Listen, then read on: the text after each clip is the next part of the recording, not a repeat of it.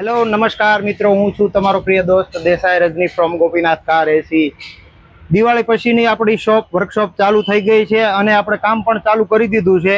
તો આપણી આગળ આવેલી છે નિશાન ટેરેનોની અંદર કન્ડેન્સર લીકેજ છે। તો ચાલો કન્ડેન્સર બદલાવીએ। સાથે સાથે XUV 500 આમની અંદર બરફ થઈ જાય છે। કસ્ટમરની એવી ફરિયાદ છે કે બરફ થઈ જાય છે, તો એની અંદર થર્મોસ્ટેટ સેન્સર નાખશું, જનરલ સર્વિસ કરશું અને ગેસ ઘટતો હશે તે ટોપઅપ મારશું। ચાલો બતાવું આગળ।